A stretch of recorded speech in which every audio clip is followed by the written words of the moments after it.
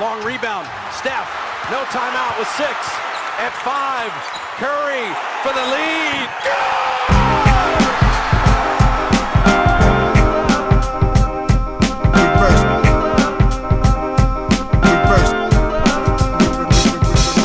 The game's a game. The game's a game. The game's a game. The game's a game. Always, always, always. Salut à toutes et à tous, bienvenue dans un nouvel épisode du podcast de l'équipe Rivers Basket Session. Alors, podcast un petit peu exceptionnel, comme vous le savez certainement si vous êtes passé sur Basket Session ou si vous nous suivez sur les réseaux sociaux ou si voilà, tout simplement vous ne vivez pas au fond d'une grotte fermée à double tour. Donovan Mitchell a donc été échangé dans la soirée d'hier du Jazz vers les Cleveland Cavaliers.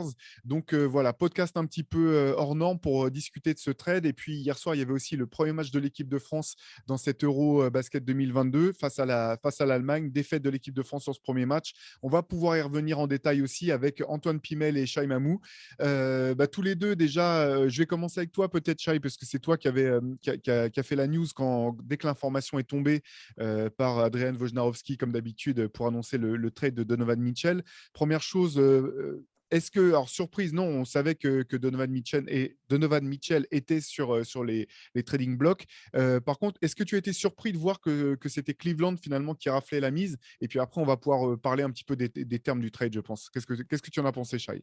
Alors déjà, on peut déjà en déduire que les dirigeants des Cavs et du Jazz s'en foutent un peu de l'Eurobasket, qui nous ont fait ça en plein cours, en plein milieu du match France-Allemagne.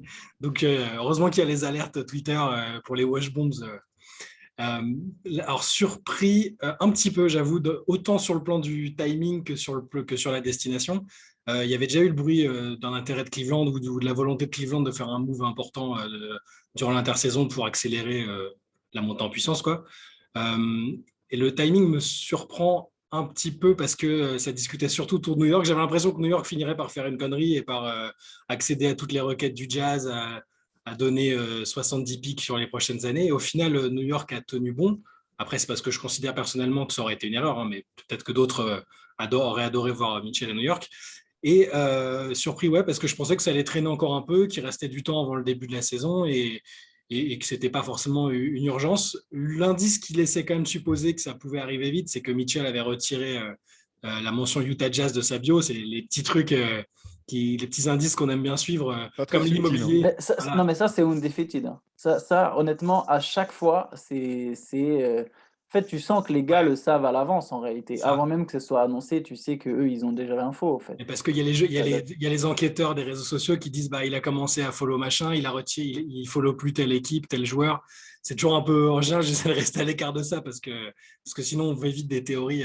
Mais là, il se trouve quand même qu'il 24 heures après avoir retiré Utah Jazz de sa bio, il savait que quelque chose se tramait probablement. Donc, Non, mais honnêtement, c'est sans exagérer. Je sais que Ouais. ça peut sembler ridicule et tout. Moi aussi, au début, j'aimais pas apporter, mais c'est vérifié à chaque fois. C'est que ça soit Rudy Gobert, Dejounte Murray, qui tu veux. À chaque fois, les mecs 2-3 jours avant, ils retirent le truc et après il y a un trade. Ouais, non, c'est plus fiable que que les analyses immobilières sur machin, acheter acheter une baraque. mansion à Los Angeles, il va être tradé aux Clippers. Mais, alors, ouais, donc, ouais, un petit peu surpris oui, sur le timing. Je pensais que Utah attendrait un peu, mais au final, de leur point de vue, ça se comprend parce que je trouve que ce qu'ils récupèrent est très bien. On en parlera après, hein. Antoine, en plus, ce matin, a fait un super mag bien en détail que je vous conseille d'aller regarder pour analyser un peu ce trade-là. Donc, ouais, franchement surpris de la destination parce que j'étais préparé psychologiquement à rager contre les Knicks à cause de leur impatience et d'un mauvais trade auquel ils nous ont malheureusement habitués. Et là, je trouve qu'ils ont été plutôt sages et c'est une bonne nouvelle pour ceux qui aiment bien les Knicks. Ouais, toi, Antoine, du coup, voilà, toi qui effectivement a écrit un papier d'analyse sur le trade ce matin sur Basket Session, est-ce que tu peux nous en dire, alors sans tout nous révéler de ce que tu as mis dans ton article peut-être, mais ton sentiment sur le contexte du trade et les joueurs échangés et les futurs picks? Déjà, moi aussi, je suis surpris par la destination. J'avoue, Cleveland, je ne l'avais pas forcément vu venir. Je pensais que ce serait New York ou Charlotte. Je voyais bien les Hornets claquer d'un coup en dark horse, vouloir être compétitif et lâcher à peu près la même chose que ce qu'a lâché Cleveland. On parle quand même de 5 pics. Alors, il y en a 3 non protégés et c'est ça qui a fait la différence, notamment avec New York, dans le sens où New York n'en proposait que 2. Le Jazz poussait absolument pour en avoir le plus possible des pics non protégés. Ils ont réussi à en avoir 3 de Cleveland, plus de swap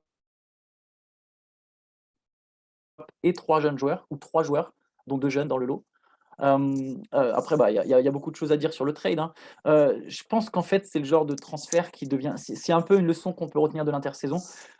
C'est que certaines équipes, les équipes de milieu de tableau, voilà, The Ringer a fait aussi quelque chose dessus en parlant de petits marchés. Les petits marchés, quelque part, sont obligés de d'envoyer la sauce, quoi, pour récupérer des joueurs majeurs. On l'a vu avec Atlanta qui a lâché 3 pics pour Dejounte Murray, les Wolves qui ont lâché 4 pics pour Rudy Gobert, là 5 pics pour Donovan Mitchell, en tout cas 5 tours de draft impliqués. Euh, ça, je peux le regarder vraiment de 2 angles différents, ce transfert. D'un côté, je peux voir ce qu'a lâché Cleveland et me dire, ah, c'est beaucoup. Et de l'autre, je préférerais quand même mettre l'accent sur l'équipe que construit Cleveland, qui est intéressante, même si je ne suis pas complètement vendu sur le groupe, hein. On va en reparler, notamment de la complémentarité Garland-Mitchell. Mais il y a quand même une volonté. Voilà, ce que je retiens en tout premier, on va dire, c'est la volonté de vouloir être compétitif, d'être prêt à faire des sacrifices pour être compétitif et d'avoir construit une équipe qui est à la fois jeune et à la fois talentueuse. Voilà. Après, si je rentre plus en détail, voilà, il y a des bémols, mais c'est quand même le premier truc qui ressort, c'est ça. Oui, et puis il faut resituer un petit peu le contexte de Cleveland parce que forcément, quand on parle de Cleveland, aujourd'hui, on pense à Cleveland ces 20 dernières années, mais il faut voir aussi qu'avant l'arrivée de LeBron, c'était quand même une équipe qui était catastrophique. Il fallait remonter aux époques avec Mark Price pour avoir retrouvé une équipe de Cleveland un petit peu compétitive. Il faut se rappeler même que ces 20 dernières années, finalement, les Cavs ont été compétitifs qu'avec LeBron. Donc, à moins de redrafter un LeBron James ou d'arriver à le convaincre de revenir une dernière fois sur ses terres, ce qui est toujours pas impossible, c'était très compliqué. Finalement, l'an dernier, c'était ça aussi la belle surprise des Cavs, c'était de se dire, ah bah, une équipe des Cavs qui arrive à gagner des matchs, qui peut aller jouer un petit peu enfin, remonter dans le classement de la conférence Est sans avoir LeBron, c'était quasiment du jamais vu, hein. Faut pas oublier que la période où c'était Kyrie Irving, le seul joueur fort de cette équipe, l'équipe n'allait nulle part. Donc voilà, tu parlais des petits marchés, Antoine. Effectivement, c'est très clair. On en parlait un petit peu hier entre nous dès que le trade est tombé. Le constat, c'est celui-ci, c'est que pour une équipe comme Cleveland, il n'y a aucune chance de pouvoir choper un joueur comme Donovan Mitchell à la free agency. La seule chance, c'est de pouvoir le drafter si c'est possible, ou bien de mettre en place un trade. Là, ce qui est intéressant dans le cas de Mitchell, c'est qu'il lui reste quand même 3 ans de contrat. Donc Cleveland a de quoi bâtir. Et finalement, ce qui est intéressant, c'est de voir que je pense que Cleveland ne pensait pas être aussi fort aussi vite l'an dernier, notamment parce que peut-être que même eux n'imaginaient pas que Evan Mobley serait aussi performant dès sa première saison. Et donc finalement, c'est pas inintéressant de se dire qu'ils ont 3 ans maintenant pour voir comment peut évoluer ce groupe. On va pouvoir revenir aussi sur le roster, mais qui est quand même vraiment solide. Au bout du compte, à part Lauri Markkanen, il n'y a pas de joueurs majeurs qui sont partis directement dans le trade. Donc c'est plutôt, c'est pas loin. Enfin, ça serait un peu dur pour Markkanen, mais on pourrait dire c'est comme s'ils avaient l'équipe de l'an dernier qui rajoutait Donovan Mitchell, qui est quand même malgré tout, malgré ce qu'on peut penser de ses limites, l'un des meilleurs deuxième arrière de toute la ligue. Donc je pense que c'est vraiment intéressant comme tu disais Antoine, voilà, de cette équipe qui a décidé de pas simplement rester dans l'espèce de ventre mou, de se dire bon, on va voir comment vont se développer nos joueurs. Là, il y avait une occasion d'essayer de grimper un peu plus vite que prévu, voir jusqu'où ça pourrait aller. Et je trouve ça vraiment intéressant. Je pense que c'est plutôt une bonne option vraiment de la part des Cavs, en tout cas à court terme, à coup sûr. Oui, puis tu parlais du fait qu'il ne s'est pas perdu de joueur majeur. Effectivement, Colin Sexton était a priori pas dans les plans, même depuis sa blessure. On sentait que maintenant c'est Garland qui avait pris les commandes, il est devenu All-Star. Les deux étaient déjà pas ultra compatibles au début du projet, à leur arrivée à un an d'écart. Et on peut peut-être du coup repréciser le détail exact du Oui, trade. tu as raison. Donc du coup, c'est donc Lauri Markkanen qui était qui était dans le tall ball des Cavs l'année dernière, qui jouait un peu poste 3, hein, si je ne dis pas de bêtises, il écartait beaucoup de jeux alors qu'il était vraiment intérieur à Chicago. Donc Colin Sexton qui a signé un sign and trade, il était restricted dans cet été et qui signe un sign and trade pour 4 ans, 72 millions, je crois, avec Utah. C'est ça. Ochai Agbaji qui est un rookie que j'aime bien. Donc c'est pas une perte parce on l'a pas vraiment vu, donc c'est pas une perte, mais c'est un joueur qui, je pense, va se fixer en NBA. Et 3 premiers tours de draft non protégés, ça c'est quand même Je pense que c'est du Danny Ainge, c'est bien joué d'avoir mis cette pression-là avec les 3 tours de draft non protégés et 2 échanges de pics qui, à long terme, ça peut aussi s'avérer être un atout précieux.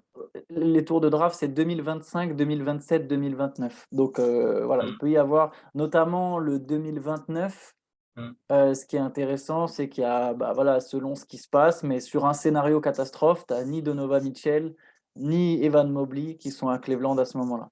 Donc, Et voilà. tu peux pas reconstruire par la draft. Donc Voilà, effectivement, c'est là, tu as raison de le noter, c'est là celui-là qui est le le plus- vrai nœud du pari et du côté des Cavs, c'est celui-ci en fait. Et Oui, voilà. ce qui est fort dans le trade, enfin, c'est un des trucs que je me suis dit tout de suite, parce que quand j'ai vu qu'il y avait ce trade-là, je me suis dit, ouf, est-ce que Kevin Love a encore échappé à des rumeurs de trade quasiment depuis qu'il est arrivé? Il y a des rumeurs de trade depuis le titre. Et il est encore une fois pas dans le trade, donc Kevin Love va poursuivre sa carrière dans l'Ohio. C'est assez surprenant parce que Et c'est très bien. Et c'est très bien pour les Cavs parce que voilà, là, on parle de ce qui a plu, mais par contre, ce qu'il y a, c'est que maintenant, il y a un 5 avec Garland, Mitchell, Okoro, Evan Allen. Mobley, Jarrett Allen. Derrière, un banc avec Kevin Love, Ricky Rubio, Caris Levert. Rien que sur ces trois-là, tu as un des meilleurs bancs de la ligue. Honnêtement, sans exagérer, un des meilleurs bancs de la ligue, Cedi Osman. Et après, bon, des joueurs un peu moins en vue, mais qui peuvent toujours se révéler, on ne sait jamais. Mais voilà, tu as quand même une base de 7-8 hommes, ouais, 8, ouais, même 8, tu as un top 8 qui est vraiment pas dégueu. Bon, une petite faiblesse au poste 3, mais Okoro est jeune. Et de toute façon, il va être là pour défendre. Ce qui va être important, c'est qu'il mette des 3 points, ou qu'il coupe bien parce qu'il va jouer sans la balle. Mais voilà, il y a un 5. Il faut voir comment ça va jouer ensemble, mais sur le talent, sur le papier, c'est quand même un effectif plutôt solide. Et puis ils vont être attendus ce coup-ci parce que l'année dernière, ils ont un peu pris tout le monde par surprise. On les voyait en reconstruction limite en tanking et au final, là, ils vont être attendus. Ça va être un peu différent. Ils vont pas être considérés de la même manière que la saison passée. C'est un paramètre important aussi.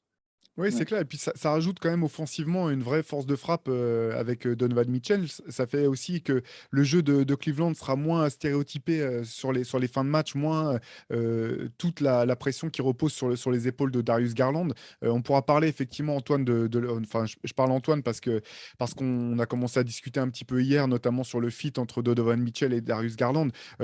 Quoi qu'il en soit, ça permettra à Cleveland d'avoir plusieurs options en fin de match.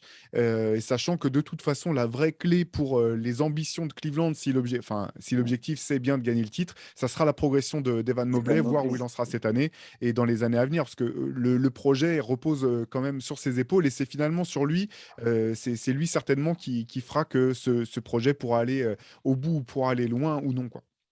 Et même, alors, dans l'avenir, oui, certes, encore plus, mais même dès cette saison, pour que ça marche sur le terrain, ça va aussi, mine de rien, dépendre de lui, parce que, enfin, en grande partie, il va avoir un rôle clé, autant en attaque qu'en défense. Il va défense, vraiment être le lien entre ce backcourt un peu petit, pas très bon en défense. Ça va prendre des trous d'air, hein. Heureusement qu'ils ont Allen et Mobley, je pense, parce que voilà, Cleveland avait effectivement une des 10 plus mauvaises attaques de la ligue, la 20e.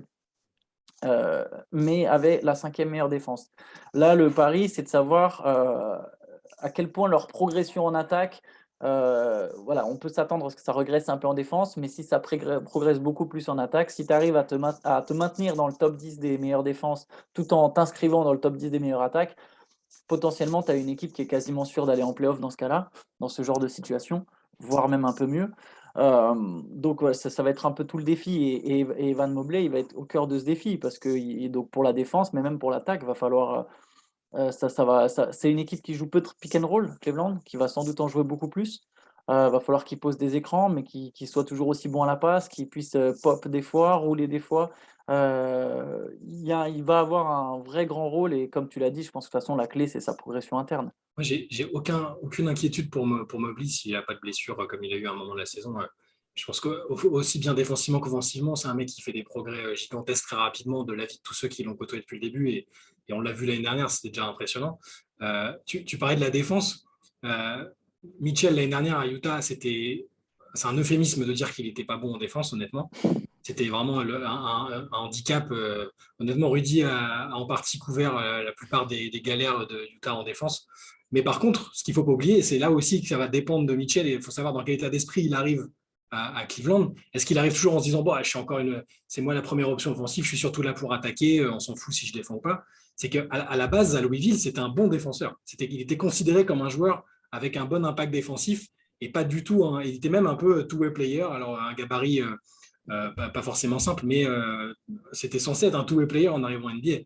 Donc, Ouais, mais le jeu à la fac est tellement différent. bien Il y a sûr, tellement moins de potentiel athlétique en fait mais que il est j'ai toujours du censé. mal avec les étiquettes de défenseurs Ouais, collées sur des mecs qui jouent en NCAA. il Moi. peut, il peut, il peut au moins être juste correct en défense. C'est ça le truc. S'il Ah arrive à être bah oui. correct en défense, alors tant Ou soit peu concerné, impliqué, correct ou ou concerné. concerné, c'était pas du, honnêtement, c'était pas du tout le cas à Utah l'année dernière. C'était fou en fait de voir le. Je le trouvais, je le trouvais vraiment pas concerné quoi. Donc ça va aussi dépendre de ça. S'il se met un peu, s'il fait quelques efforts, ça dépend comment il va être coaché, mais c'est hyper important qu'il fasse les efforts sur ce plan-là, hein. Mais c'est intéressant parce que effectivement, je pense que malgré tout, il a un stade dans sa carrière où il doit montrer aussi encore un certain nombre de choses, Mitchell. En début d'année, à chaque fois qu'on a parlé du Jazz, voilà, en podcast ou entre nous, à chaque fois la question c'était la même. C'était bon, bah, offensivement, on sait quel joueur c'est. S'il veut passer dans l'échelon supérieur de son poste, c'est en défense que ça se passe. Donc, c'est pas pour dire que ça va devenir un stopper du jour au lendemain, mais effectivement, je pense que là, il doit arriver à Cleveland avec l'envie de montrer que c'est un joueur qui fait gagner une équipe et qui peut faire passer un cap à une équipe. Je serais vraiment très étonné de le voir. Je m'en foutisse parce que même finalement, dans les pires moments d'Utah, c'était pas ça non plus, en fait. C'était pas, c'est pas un mec qui a refusé de jouer, c'était pas forcément un mec qui faisait la gueule, c'est quelqu'un qui certainement jouait pour lui trop, ça on est d'accord. Là, c'est aussi intéressant de voir ce que ce changement comment dire, d'ambiance va apporter. Et ce que je trouve intéressant dans l'effectif de Cleveland, c'est aussi la présence de joueurs comme Ricky Rubio, Raúl Lopez et Raúl Lopez, Kevin Love, ouais. n'importe quoi. Ricky Rubio, pardon, Kevin Love et Robin Lopez. Des vétérans qui sont quasiment toujours appréciés de leurs coéquipiers. Kevin Love, le seul moment, c'était un peu quand il pétait des câbles justement avec Ah ouais. Sexton, à se dire, mais qu'est-ce que tu fais? Ça fait 3 secondes ou 7 secondes que je suis dans la raquette, lâche-moi le ballon.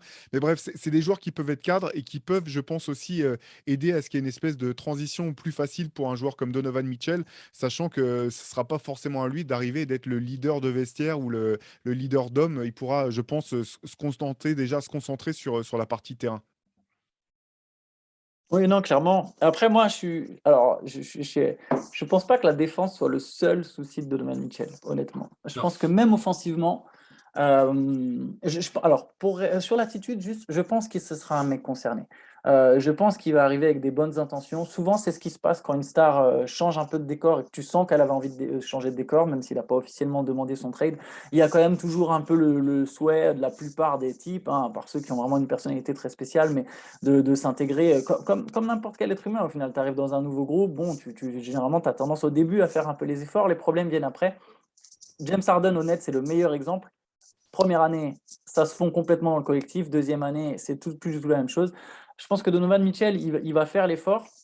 Mais même offensivement, moi, même s'il est très fort, tout le monde ne peut pas être de toute façon, c'est simple, tout le monde ne peut pas être Kevin Durant. Donc, à un moment, c'est normal qu'il y ait des limites. Mais je trouvais déjà que sur certains points, il était très fort, mais je ne me disais pas à un moment, OK, ce mec est tellement fort en attaque qu'il va réussir à porter une équipe, en fait, quel que soit son niveau défensif. Parce que même si bah, évidemment, si c'est un stopper, ça change la donne. Mais dans tous les cas, tu vois, il y a un moment, il y a quand même une limite de faire tiquer. Il y a une limite chez Jimmy Butler, il y a une limite chez, tu vois, il y a des mecs, ils ont une limite. Mais à un moment, voilà, tu vois, tout le monde ne va pas être LeBron James, tout le monde ne va pas être Dwayne Wade. Je trouve que Donovan Mitchell, et c'est pour ça que je pense qu'Evan Mobley, de toute façon, c'est l'avenir, c'est que de toute manière, leur franchise player, à terme, je pense pas que ça sera Donovan Mitchell. Euh, voilà, sur l'intention, je me fais pas trop de soucis. Après, dans le jeu, il faut voir même avec Garland ce que ça va donner. On a commencé à en parler. Euh, on peut les voir comme complémentaires et on peut aussi les voir comme John Wall et Bradley Beal, deux mecs qui ont au final alterné les pick and roll chacun à leur tour sans qu'il y ait une vraie synergie. Et bah oui, avec le talent, ça faisait gagner quelques matchs, mais tu pouvais pas aller très haut. Après, ils n'avaient pas d'Evan Mobley ou de Jarrett Allen. Mais vous voyez un peu l'idée de ce que je veux dire sur leur éventuelle association, Le quoi. style de jeu, il va devoir s'adapter à un nouveau style de jeu parce que Utah, c'était quand même un peu particulier. Tout le monde ne joue pas comme le Jazz en NBA et là, ouais, au Cavs, il va aussi devoir s'habituer à plein de nouvelles choses. Ça va être intéressant de voir comment il va gérer tout ça. Ouais, ce qui est intéressant malgré tout, c'est que j'ai le sentiment qu'avec Darius Garland, il aura quand même moins la responsabilité de la création qui était quand même compliqué, notamment une des choses. Alors, je ne dis pas que Utah aurait été champion NBA si Joe Ingles ne s'était pas blessé, mais je reviens sur ça l'an dernier. Pour moi, ça a quand même été une clé de leur sortie de route et de la fin de saison catastrophique. C'est qu'il a besoin de créateurs autour de lui. Il ne peut pas être le créateur principal. Avec Darius Garland, c'est intéressant. On pourra voir si ça fonctionne. Avec Ricky Rubio, bah, finalement, on n'est pas très loin des moments de ce qu'il pouvait avoir à Utah par le passé. Donc, c'est intéressant aussi. Avoir aussi Evan Mobley dans la création où il en sera. Il a montré des choses pas inintéressantes pour un rookie dans sa capacité à sortir les ballons dans les bons timings, à faire les petites passes, etc. J'ai le sentiment que finalement, effectivement, Cleveland va jouer un jeu, je pense, moins stéréotypé que celui d'Utah. Mais du coup, l'avantage quelque part là-dedans, c'est que j'imagine, enfin, tel que je vois les choses, un peu plus, voilà, une équipe un peu moins facile à contrer, notamment en playoff si Cleveland va jusque-là, et une répartition des tâches un peu plus fluide que ce qu'on pouvait voir à Utah où ça semblait, enfin, de l'extérieur, je trouvais que le jeu était quand même assez rigide. Et je dis pas que c'était pas du beau jeu quand ça fonctionnait et que les tirs à 3 points tombaient dedans et que Bogdanovic pouvait tenir un demi-duel en défense, ça fonctionnait, mais en playoff, ça a été systématiquement le même scénario. C'est un peu l'histoire sans fin qui se répétait. Là, je pense que ça peut être quand même une bouffée d'air frais un petit peu pour Donovan Mitchell dans un système offensif un peu plus lax, un peu plus libre. Et puis ouais, effectivement. Je te rejoins, je dis pas que Mitchell, sa seule limite était la défense, hein, on est tout à fait d'accord. Dans la création notamment, je pense que ça reste là le gros point faible quelque part de son jeu offensif. Mais disons que défensivement, je pensais que c'était vraiment l'élément dans lequel j'aurais voulu le voir s'impliquer. Je pense que ça aurait pu lui permettre quand même, du moins, peut-être pas à lui, mais à l'équipe de passer un petit Ah bah, cap. c'est un petit Et ce cap. qui est fou, c'est vrai, c'est ce que tu disais, Shai, ce qui est très marrant, c'est quand tu reprends les rapports de scouting de quand il est arrivé, il sortait de la fac, on disait, bon, bah oui, au moins, ça va être un bon défenseur. Et puis finalement, ça a pas été le cas. À voir, parce que finalement, c'est aussi ce qu'on disait d'Andrew Wiggins. On disait, bon, bah, on ne sait pas offensivement ce que ça donnera, mais défensivement, ça sera un stopper. Et puis pendant presque 10 ans, on s'est dit, mais il est où le stopper dont on nous parlait finalement? Bah, l'an dernier, on l'a Il est vu. venu plus tard. Donc, je souhaite à Donovan Mitchell une progression de ce côté-là du terrain, telle que à l'image de celle d'Andrew Wiggins. Mais voilà, en tout cas, un roster vraiment intéressant. Je pense même que ça peut être une équipe qui peut aller assez vite dans la mise en place et être efficace assez rapidement dans la saison. Je ne sais pas quel est votre sentiment là-dessus. Après, Mitchell, il faut voir est-ce qu'il a envie que ce soit quelqu'un d'autre qui ait la création. À ce stade, parce que oui, qu'au début de sa carrière, quand il y a Rubio à côté de lui ou quand il est encore, quand c'est sa deuxième ou troisième saison, mais est-ce que là, maintenant, après avoir tourné à 25 points par match, avoir été la première option, est-ce qu'il a vraiment envie de lâcher la balle à Sexton, à Garland? Je pense que ça n'empêchera pas d'être la première option offensive malgré tout, hein. Oui, mais c'est même pas tant sur le scoring ou sur son nombre de points marqués, c'est est-ce qu'il a envie de jouer sans le ballon plus souvent qu'avec le ballon? Et ça, moi, j'en suis pas sûr. Il faut savoir que Garland et Mitchell sont tous les deux des bons shooters à 3 points, en tout cas des shooters plutôt corrects. Par contre, c'est tous les deux des joueurs qui n'étaient pas très bons en spot-up. C'est-à-dire que c'est des joueurs qui aiment, et ça fait partie des rares joueurs qui ont un meilleur pourcentage à 3 points en sortie de dribble par rapport ou quand vraiment réception tir. Après, c'est parce qu'aussi ils étaient moins mis dans cette situation. Ça ne veut pas dire qu'ils ne seraient pas capables de le faire. Je pense que Mitchell, si tu le laisses ouvert et qu'il réceptionne la balle et qu'il tire, bon, bah, il va quand même avoir un bon pourcentage. Pareil pour Garland. Mais voilà, la question, ça va être est-ce qu'il veut jouer comme ça? Parce que Bradley Beal, c'est pour ça que je reviens sur je ne veux pas trop comparer avec les Wizards, mais il y a quand même ce point que j'aime bien, c'est que Bradley Beal, c'était encore un meilleur spot-up shooter que Donovan Mitchell. Et au final, il voulait la balle. Et les Wizards ont eu ce problème que leurs deux stars voulaient la balle et ça se battait pour qui va avoir la balle. Et au final, il n'y avait pas de synergie et c'était chacun son tour. Je ne dis pas que ce sera exactement la même chose aux Cavaliers, mais on a quand même deux joueurs qui aiment jouer avec la balle, qui veulent la balle entre les mains. Stephen Curry, Monta Ellis, sur le papier, ça aurait pu très bien marcher. Mais non, les deux voulaient la balle. McCollum, pourquoi ça a bien marché avec Lillard? C'est parce que McCollum, il a accepté de jouer sans le ballon, en coupant, en prenant beaucoup d'écrans. Est-ce que Donovan Mitchell va vouloir le faire? Si oui, là, dans ce cas, je pense que oui. S'il accepte, s'il est prêt, si les deux sont chacun prêts à se sacrifier un petit peu, ça peut donner un vrai potentiel offensif intéressant, où là, tu as vraiment deux gros scoreurs, sachant que Garland est aussi un très bon passeur. Mais voilà, c'est ça, moi, fait un peu grincer des dents, c'est est-ce qu'il sera prêt à le faire et combien de temps il sera prêt à le faire? Est-ce qu'il sera prêt à le faire sur la durée? Parce que qu'il soit prêt à le faire la première saison, je pense que Zach LaVine et DeMar DeRozan, oui, ils arrivent aussi à jouer ensemble la première saison. Combien de temps ils vont réussir à jouer ensemble? Tu vois, c'est ces questions-là. C'est pour ça que sur le long terme, je ne sais pas trop ce que ça va donner cette association. Ouais, c'est pas facile de savoir ce que ça va donner, est-ce qu'ils vont être performants tout de suite. Par contre, la mission est ultra réussie dans le sens de rendre une équipe que tu pensais qu'on pouvait pas penser devenir excitante, intéressante à regarder, tout ça.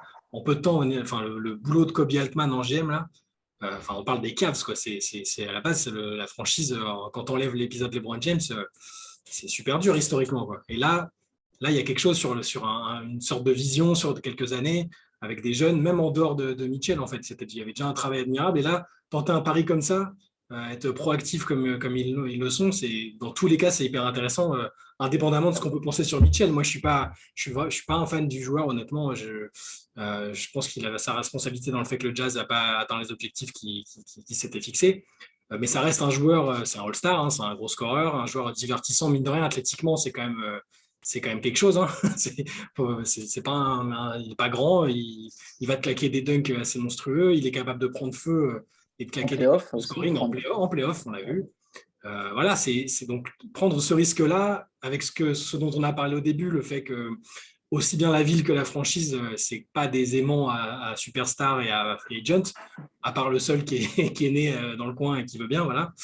D'ailleurs, ça me fait penser que on s'était déjà dit un peu ça l'année dernière avant que LeBron signe sa prolongation à Los Angeles, mais on se disait tiens, ça va pas aux Lakers, c'est ce qu'il va pas dire, les gars, Carrément. Ouais. born in Ohio, Akron, Ohio, tu vois. Et là, il leur manque un 3. Hein. Ouais. C'est ça, quand tu disais ça tout à l'heure, Antoine, c'est exactement ce à quoi je pensais. Est-ce que LeBron n'est pas en train de chercher les moyens juridiques de rompre son contrat? Il a dû taper ça sur Google hier.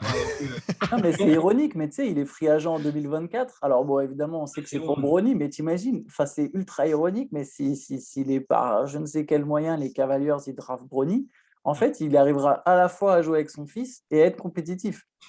Si tu rajoutes LeBron, même un LeBron à 80% de ce qu'il est, en fait, avec cet effectif, là, ça devient très, très, très, très sérieux. Il aurait pris 1 ou 2 ans en plus, un effectif qui aurait pris 1 ou 2 ans d'expérience en plus. Exactement. Parce que Garland, l'année dernière, honnêtement, j'ai vraiment adoré la manière dont il a joué.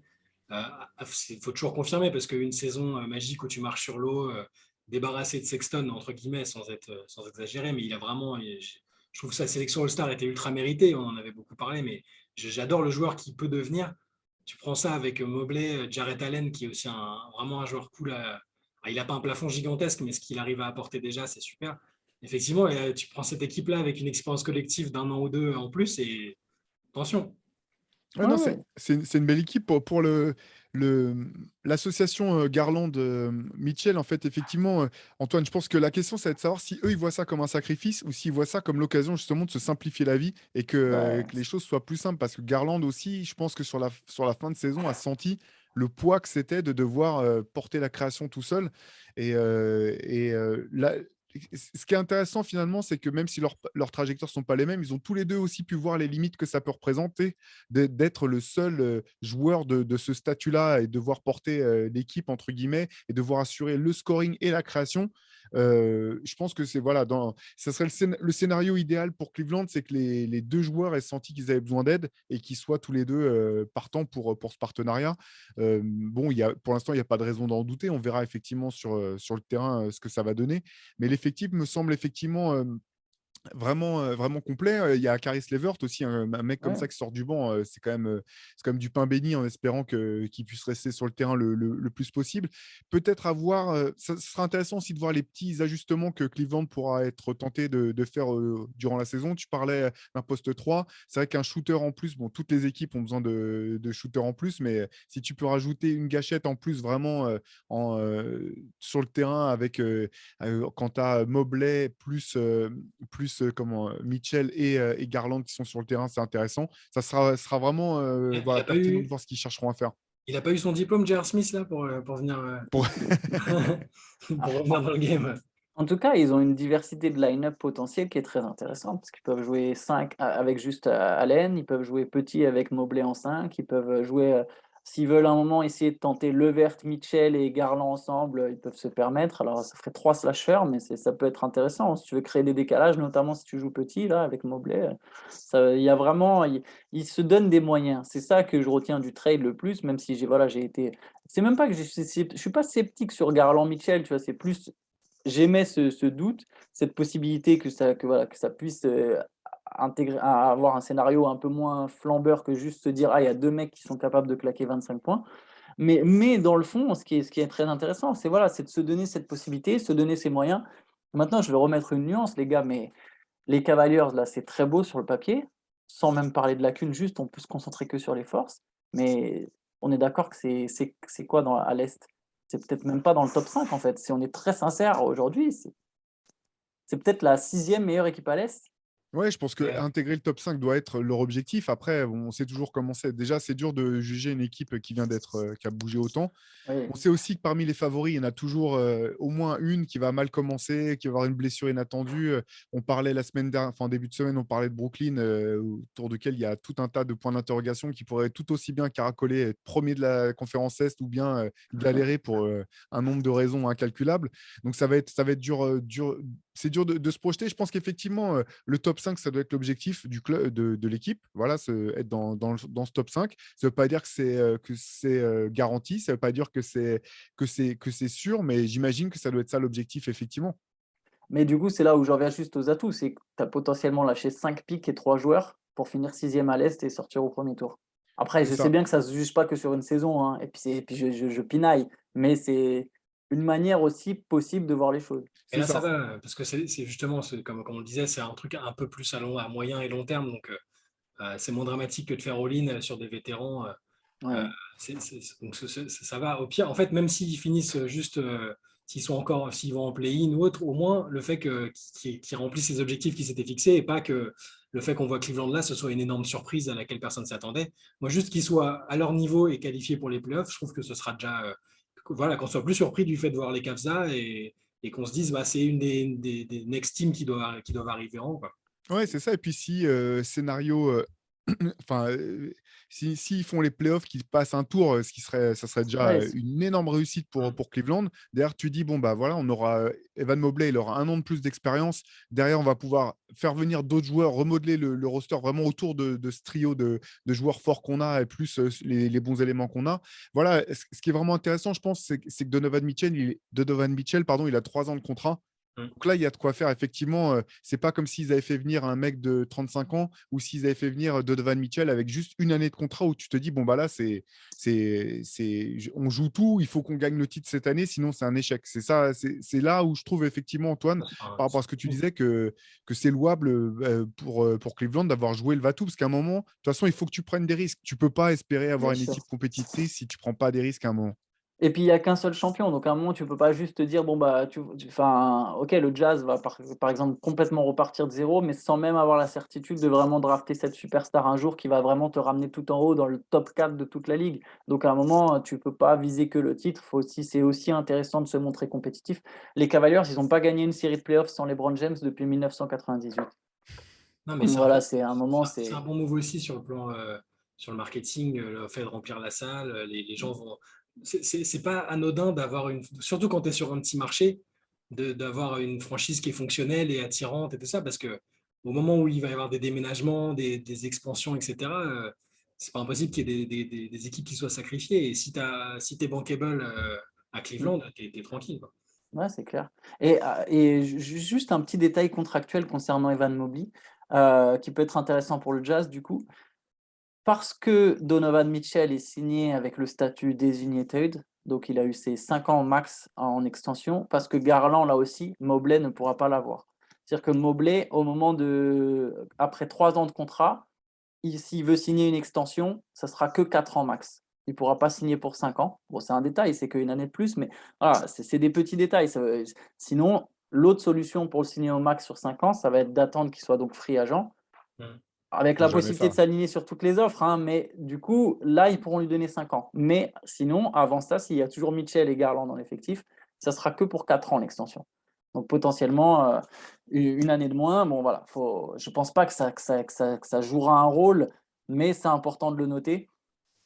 Sinon, juste pour rebondir sur Mitchell, dans le pire, pourquoi je trouve qu'en plus c'est pas vraiment un mauvais move, c'est que dans le pire des scénarios, imaginons que ça ne marche pas. Comme on l'a dit, la base c'est Mobley, Garland autour. Bah, voilà, si Mitchell ça marche pas, il a 3 ans de contrat. S'ils veulent le retransférer au bout d'1 an et demi, si en février 2024, par exemple, ils ont décidé de le, ouais, ouais, ça sera février, oui, donc février 2024, pas celle de cette saison, mais celle d'après, ils veulent le transférer. Ils peuvent récupérer une partie, sans doute, de ce qu'ils ont lâché. Bah, voilà, pas 5 pics, mais ils en récupèrent 2, 1, 2, avec des joueurs. Bon, ça fera un retour en arrière, perdu un peu de temps, mais voilà, ça c'est vraiment, je pense, le pire scénario pour Cleveland. Si c'est Ouais, il y a ça un le filet. pire T'as raison, il y a scénario, il y a un filet de sécurité, t'as raison. voilà, c'est ça. De toute façon, l'effectif est jeune. Mitchell, il va avoir 26 ans. Mobley, il en a eu 21. Garland, il a 23. Okoro, il va avoir 22. Il y a de la jeunesse, ça va progresser en interne et je pense que les Cavaliers misent là-dessus de toute façon. Eh ben, super tout ça. Pour retrouver plus en détail encore l'analyse d'Antoine, je vous invite à aller voir sur basketsession.com, retrouver son papier. On va peut-être refermer là ce dossier Cleveland et puis je vous propose de pivoter. Hier, il y avait donc le premier match de l'équipe de France dans cet Eurobasket 2022.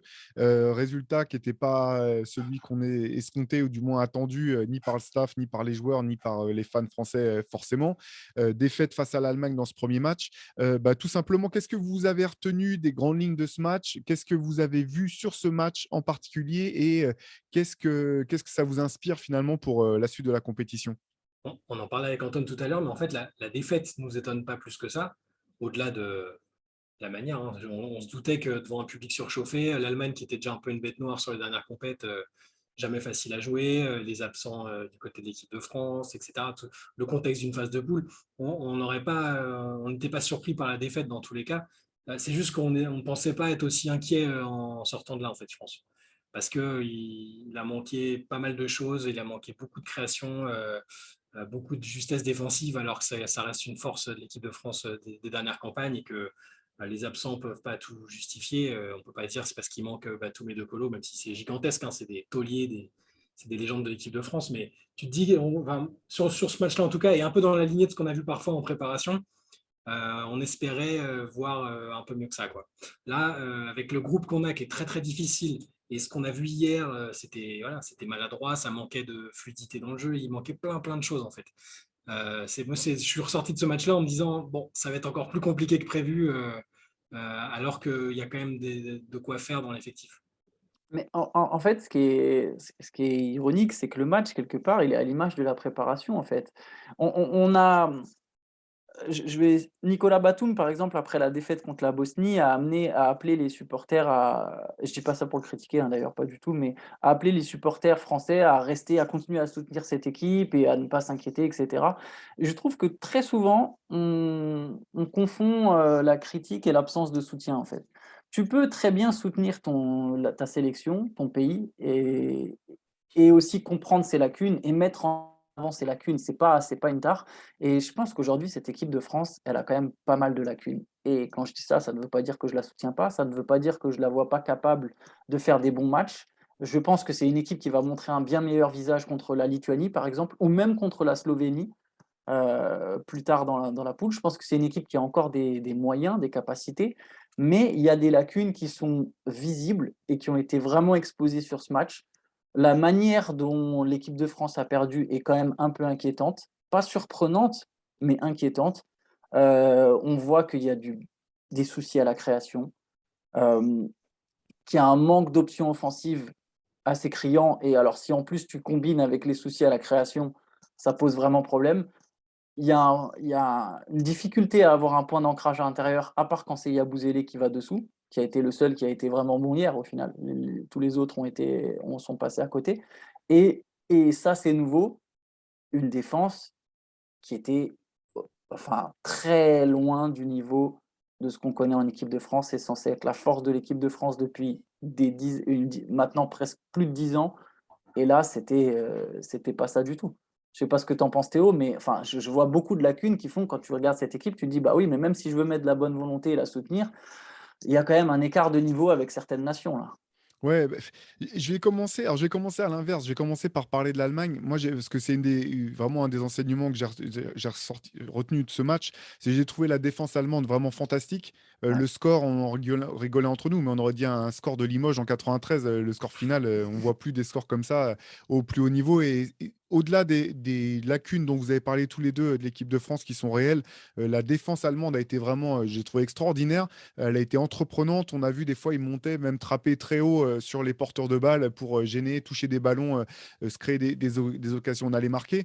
Sur la défense de l'équipe de France, en fait, finalement, au global, c'est pas si mauvais que ça. Par contre, ce qui était vraiment marquant, c'était que les moments où il fallait un stop, on n'a pas été capable de les avoir. Et moi, ce que j'ai trouvé inquiétant, finalement, c'est qu'à plusieurs moments, l'équipe de France est revenue au contact, est revenue à 4 points, où on se dit, bon, bah là, il y a un changement de dynamique, le match va basculer, la France va repasser devant. Il y a même un moment où elle est repassée devant au score.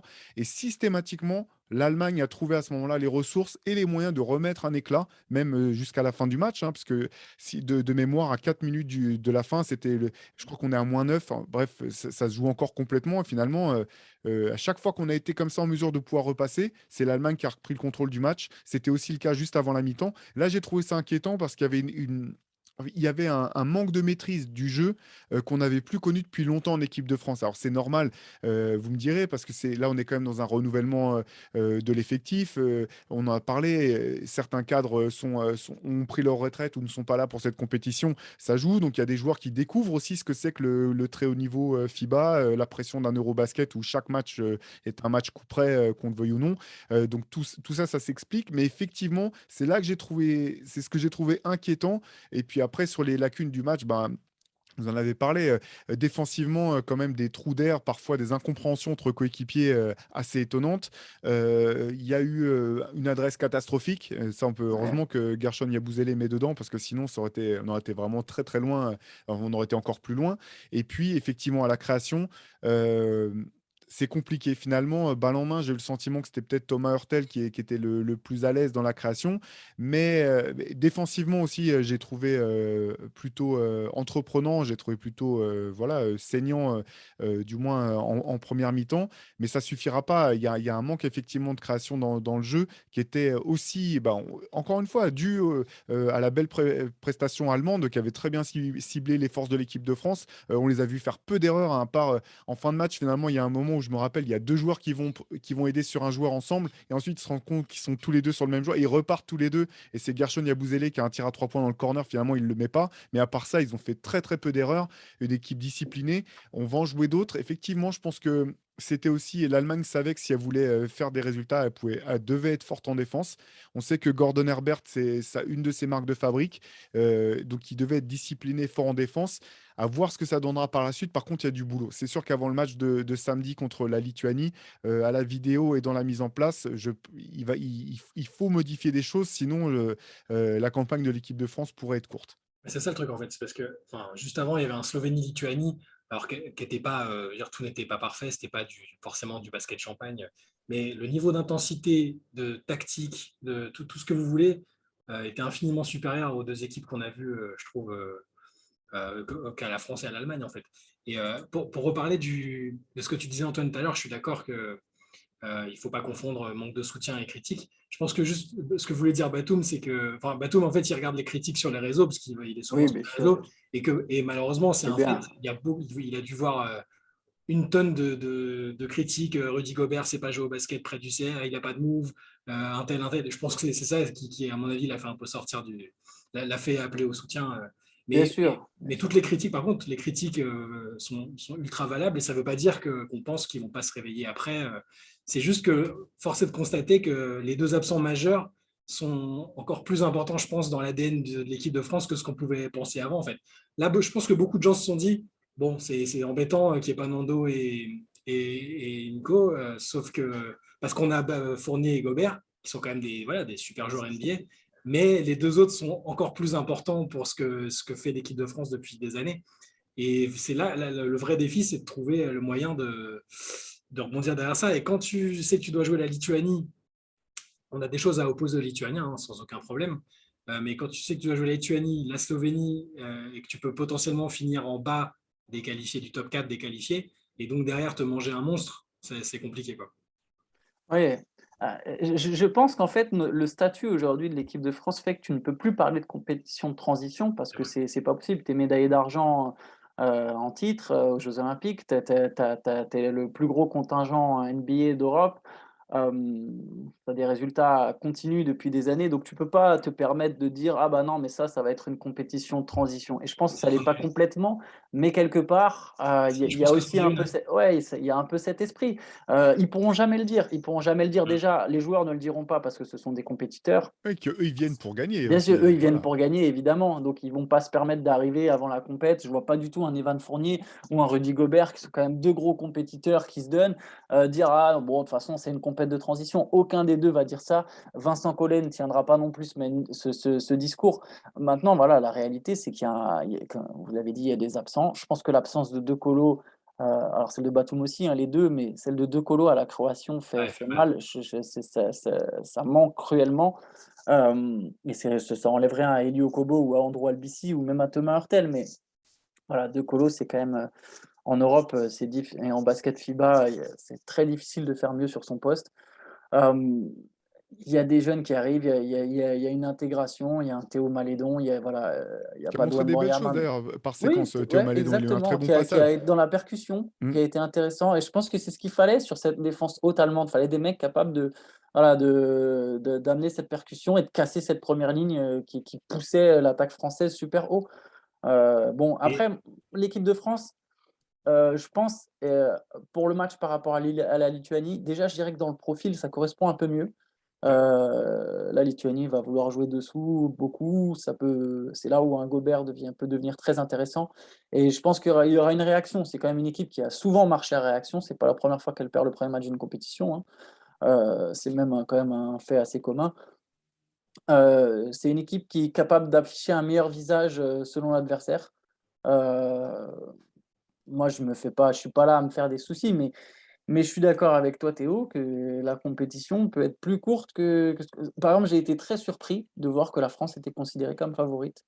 Alors c'est toujours les bookmakers, bon, faut toujours se méfier, mais Ah, ils se notamment disent, aux États-Unis où le basket européen est pas toujours le mieux analysé du monde, mais j'étais très surpris de voir la France favorite de la compétition ah, selon les Américains. ils se disent, tu sors d'une campagne de JO où tu as tapé Team USA, Ouais, puis tu es en finale en étant très très honorable en phase 2 et puis ils se disent, oh, bah, il y a Fournier et Gobert, c'est quasiment les deux qu'on connaît le mieux. Pour eux, il y a pas de souci. ouais, ouais, Et il y a une autre absence dont je voulais parler, je pense, parce que hier, ça m'a quand même marqué. Vous allez dire que je le défends tout le temps, mais sur les dernières compétitions, il a ouais. été bon. Francky. Franck Ntilikina, les gars. Ouais, c'est vrai. Alors en NBA, on peut dire ce qu'on veut, même si avec Dallas, c'était pas du tout ridicule cette année, loin de là. En équipe de France, dans un rôle toujours surtout de disrupteur défensif et juste d'organisateur sur quelques minutes quand il est là, je pense qu'il aurait vraiment fait du bien sur la compète et c'est très dommage qu'il se soit blessé, enfin qu'il soit pas en, qu'il soit blessé, qu'il puisse pas être là parce que ça fait partie des mecs qui auraient pu aider à faciliter, à combler un peu l'absence des autres cadres. Ouais, de toute Ouais, façon, sur les postes extérieurs, j'ai le sentiment qu'il y a quand même beaucoup d'incertitudes sur la hiérarchie en fait et sur les rôles.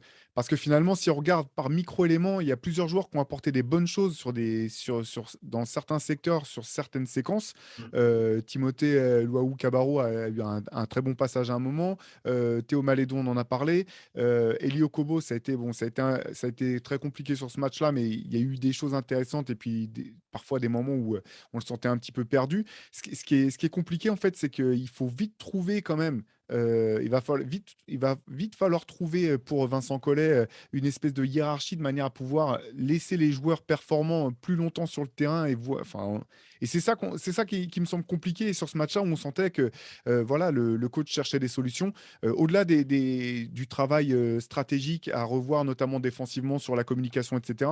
Ce qui est dur, c'est que voilà, il y a une hiérarchie qui est pas hyper bien établie, je pense, à ce moment-là de la compétition. Alors, après, c'était peut-être simplement un match sans pour Elio Kobo, ou peut-être voilà, le fait de découvrir finalement le niveau d'un euro au basket Ouais, en c'est tant que vrai. titulaire. Voilà, peut-être que, enfin, d'ailleurs, c'est ce que j'espère, c'est que dès le match contre la Lituanie, on le retrouvera avec un autre visage.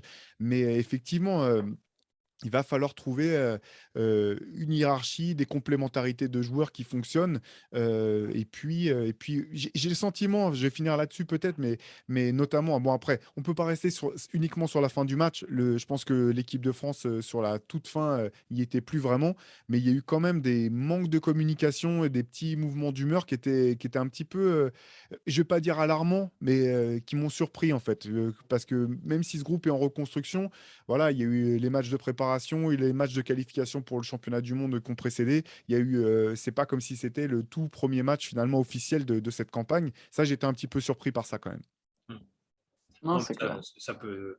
Voilà, comme tu disais tout à l'heure, les Bleus sont souvent bons en réaction et voilà, même si on se dit qu'on est inquiet, on ne serait pas surpris de les voir. Tiens, Vincent Collet, il en a vu d'autres. Et là, même là, il prend déjà des critiques sur ce premier match et sur même la composition du groupe, etc. Mais ils sont complètement capables de réagir. Et bon, de toute façon, je ne pense pas qu'il y aura de problème pour la qualification. Honnêtement, ça devrait aller. C'est juste que moi, j'ai juste peur de tout de suite tomber sur une énorme tête de série derrière. On en a parlé lors du dernier podcast, mais voilà, il y a des équipes avec leurs stars et qui sont très, très dures à approcher sereinement en quart de finale si tu tombes dessus. Après, T'espères avoir un parcours plus simple et tomber les gros qu'en quart ou qu'en demi, c'est ça. c'est ça. Après, on sait tous que voilà, le quart de finale, de toute façon, c'est le match piège par excellence dans les compétitions FIBA. C'est celui qui fait la différence entre bah, t'es venu l'été pour rien et puis non, sinon Mm. tu passes, tu peux gagner une médaille. Ce qu'on sait aussi, c'est que sur un match FIBA, il y a beaucoup de choses qui peuvent se passer. Que finalement, c'est pas forcément un handicap d'arriver avec un statut d'underdog ou de cravacheur qui a galéré Surtout pour l'équipe de France. surtout voilà, vu encore une fois, on va revenir sur le contexte. Oui, on est en période de transition, clairement. On prépare le mondial, les Jeux Olympiques de 2024. Donc, c'est pas pour dire que les joueurs ou le staff prennent cette compétition par-dessus la jambe. Bien sûr que non. Mais il n'y a pas que l'objectif de l'Euro. Il y a l'objectif de l'Euro et puis aussi la continuité des compétitions qui vont arriver derrière. Donc voilà, si jamais il pouvait y avoir une montée en puissance, ça serait l'idéal.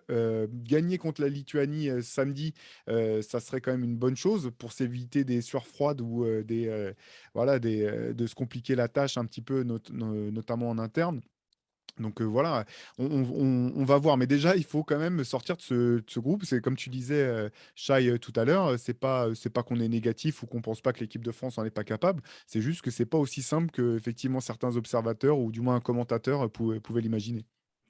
Ouais. Ouais, je pense il y a un point positif, c'est de jouer la Slovénie un peu plus tard. Potentiellement une Slovénie déjà qualifiée. Bon, ça peut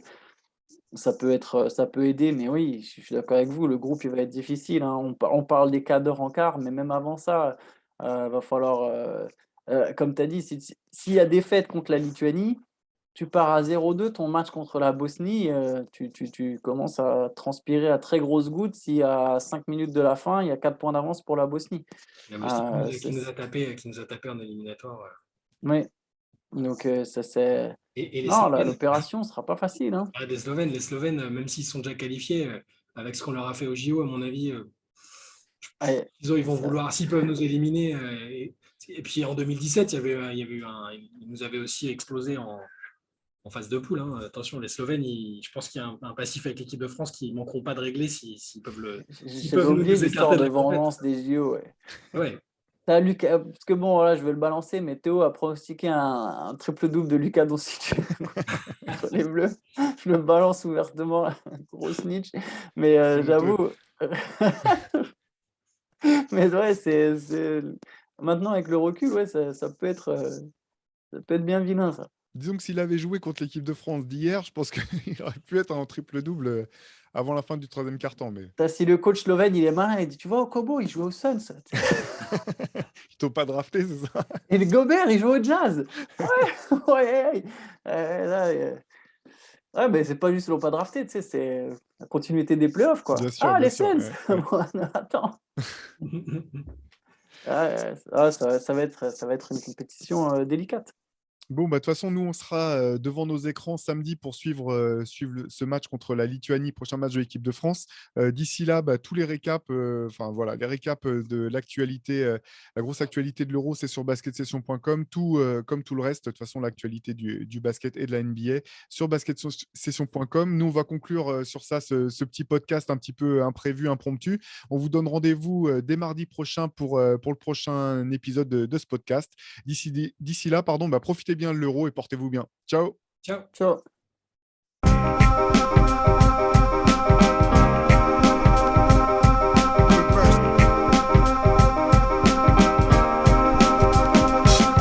Game is out there, and it's either play or get played.